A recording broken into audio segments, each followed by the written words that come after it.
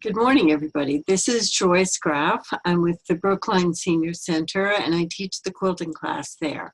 And while we're closed down and can't go to our regular space, we're working with different things that we can do at home with the materials that we have at home and the equipment that we have at home and the mending challenges that we all have at home. So I've prepared a couple of slides for you to show you a little bit about what we can do at home for shortening sleeves and slacks, and to do it by yourself because you won't necessarily have a helper to help you figure out exactly what the right length is. So that in itself is a challenge. This is what I did this weekend, making masks, and the ones on the left are the children's masks and the ones on the right are for adults. But I've made quite a few masks now, and we're actually having a mask making event this coming Monday. So we hope that everyone will wear a mask, as the recommendations are now from the public health department, and stay safe and stay well and keep each other safe and well. These I've been doing for the police and fire personnel. They're not only 2 layers of cotton fabric, but they also have 2 layers of interfacing and a wire on the bridge of the nose. They keep it a little closer to the face and give a little bit more protection to the people who are keeping us safe, making sure that they stay safe and well. Here's a little video I made of what you could do at home. So I want to show you that my sleeves are too long. I'm going to make them shorter and fold it up like that. So you can see that I've folded up the sleeve and stuck a pin in it to try to test the length. So here I folded it up. I put a couple of pins in, and now I'm going to make sure that it's in the right place, because the critical measure is where it hits on the base of my thumb. It should be about here, and you want to make sure that you can fold your arms, and then it will feel right with that. So this one is about right. This one is a little bit long, but I can make up for that when I measure it. So first of all, the very first step is you want to wash the garment. Why do you want to wash before you shorten it? Because sometimes when you first bring it home from the store, it's still going to shrink a little bit in the wash. So you want it to shrink before you change it rather than after. If you change the length first and then wash it and it gets a little shorter, now it may be too short, and that's a big problem because you can always make it a little bit shorter, but you can't make it longer very easily. So be sure to wash the garment before you begin your shortening. Then you want to put it on, shake out your legs, shake out your shoulders, make sure that it's hanging properly, that the waist is in the right place, that you're wearing shoes if you're measuring slacks, and then start worrying about where's the right length. The sleeve should end about the base of your thumb. The pants should end 1 inch from the floor in the back. And depending on the shoes that you're going to wear with it, you might want it a little bit lower or a little bit higher. But I learned that when I was trying to measure squirmy little children who don't stand in one place for very long, so you have to catch them fast. And if I put 1 pin in the back so that it was 1 inch from the ground with their shoes on, that was the right length. When you're doing it for yourself, you'll pin more pins around and check it out in a full-length mirror and make sure you're happy with the length. But you're folding it up on the outside. This is not the way you're going to sew it. It's just the way we're going to measure it. Fold it up and pin it, check the fit. Then you plan the hem. So just think about it for a minute. We're not going to cut it yet. We're going to think. So how is the hem done originally? And you can see here they have 2 lines of stitching on that's visible on the outside. And on the inside, this edge is bound. It's not turned, it's bound. So there are two ways that we can do it. Either we can turn it, or we can bind this first layer and just sew it from the outside. Especially with thicker fabrics or with double knits, binding the edge is usually the better idea. Turning it, you'll do with just a piece of cotton, in which case we're going to need another 1/4 inch to do that second turn. Here's another kind of sleeve. Look at the cuff on this sleeve, and you can see that the way they put it together. Here's the cuff, and these actually come prefabricated so that you can sew it on like that. And if I turned it up so you can see the seam here, you're going to want to take the this is the part we're going to shorten. The cuff we're not going to shorten. And it will reattach the cuff here. So you want to measure the length. Again, you'll fold it up so that you can tell how much you want to take off of it. But what we're actually going to cut out would be the body of the sleeve, not the cuff. So how do you cut it? And you know, in carpentry, they say measure twice, cut once. So I think about it pretty hard before I actually take out the scissors or the cutter. This is the fold line from our measurements that we measured. We want to take that much off of the sleeve. That's where we're going to fold it, but that's not where we're going to cut it. We're going to cut it out to where we have the depth of the hem. This is the depth of the hem, and any turn that we want to make, and then we'll cut it. Okay, so you're going to calculate it from the fold line plus the depth of the hem, and that's where we're going to cut it. So in this case, we're going to cut just beyond this stitching line. Then if you're going to turn it, this is how you would turn it. You'd take it 1/4 inch and turn it and either just press it, or in this case, I've stitched along that 1/4 inch turn. And then here's the second turn. I've taken that, folded it back over, and stitched it in the final position that I wanted. Now, you can do any of the stuff I'm showing you, you can do by hand. You don't have to do this with a machine. I'm going to show you how to do it with a machine, but you could certainly do this all by hand.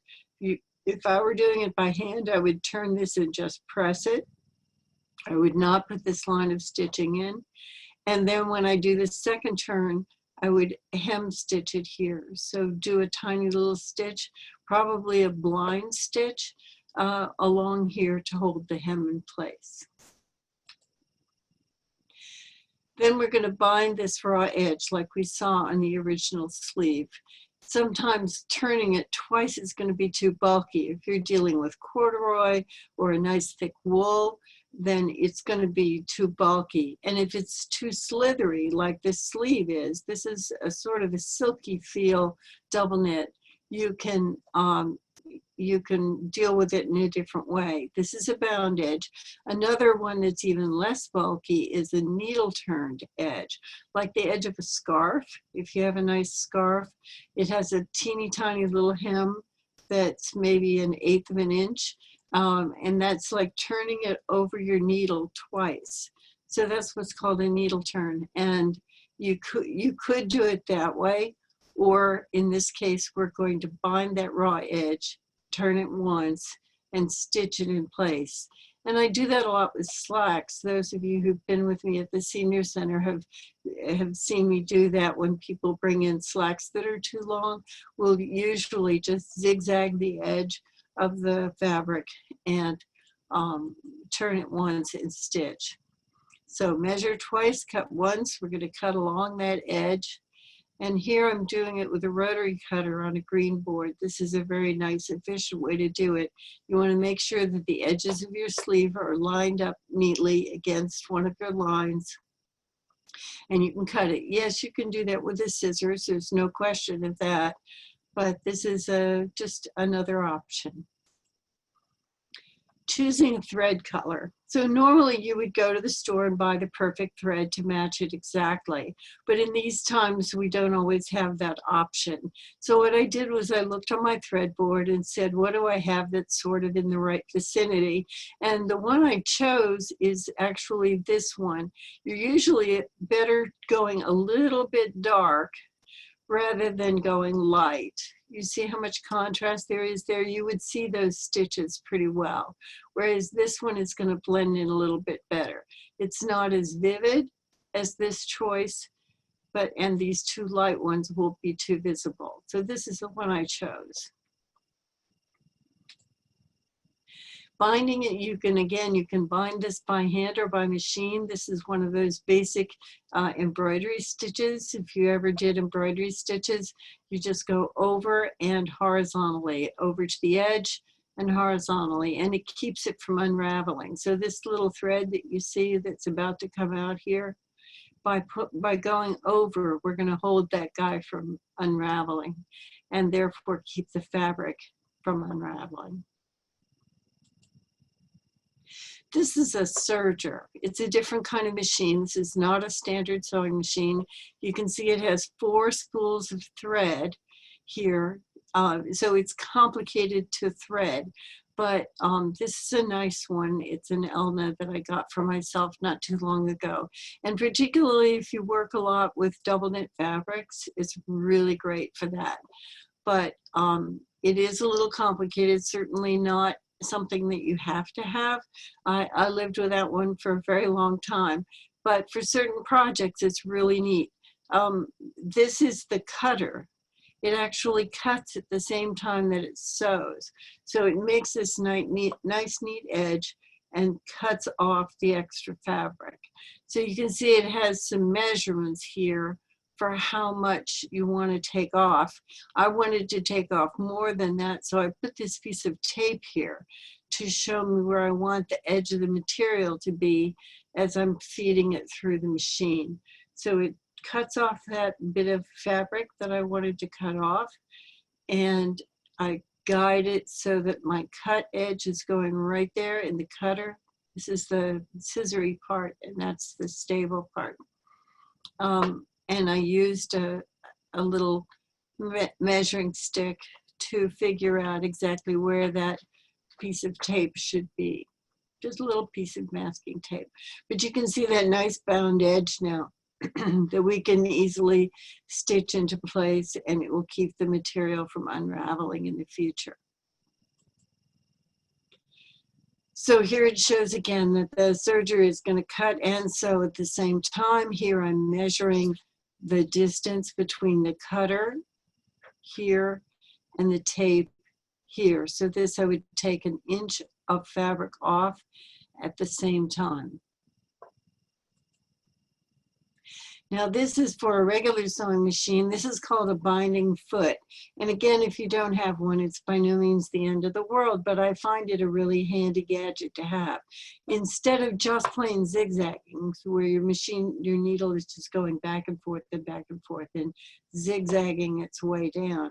In this case, it has this little wire. So it zigzags across that wire and holds that edge straight so that it doesn't buckle as much. So it's really nice. This is the red stop guide. You hold the edge of the material here, and the wire is here to catch the edge of the zigzag stitch. So we're going to do that, and we're going to use a binding stitch.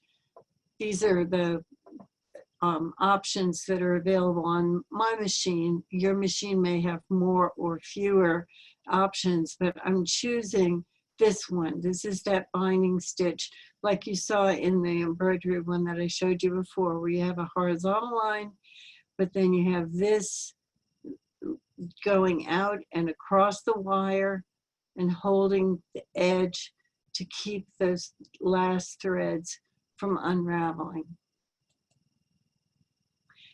The other thing you're going to want to do is expose the sleeve arm on your machine.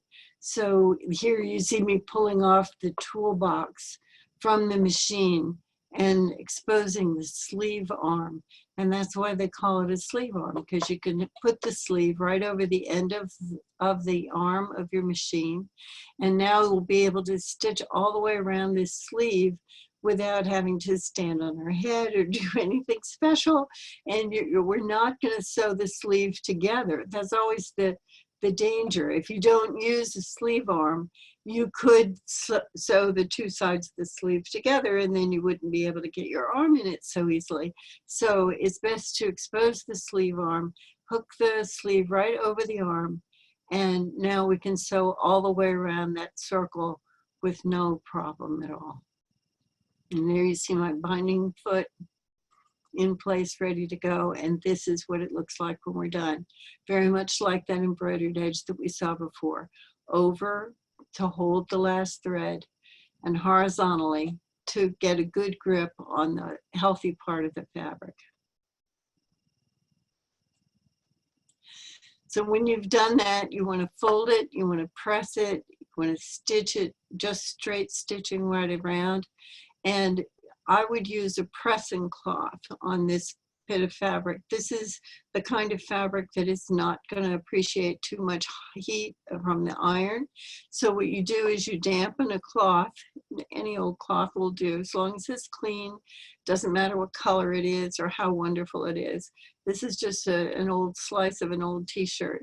And you wet it down with your spray bottle and use your iron on top of the fabric, on top of this pressing cloth. Put the pressing cloth on top of your garment and sort of steam down through it. And I do that rather than using water in my iron, so that it won't spit or anything, and I can control it better. So use your iron delicately, because you don't want to scorch this sleeve, but make sure that it lies nice and flat. And again, just remember, wash the garment before you begin to make sure that if it's going to shrink, it should shrink before you adjust the length.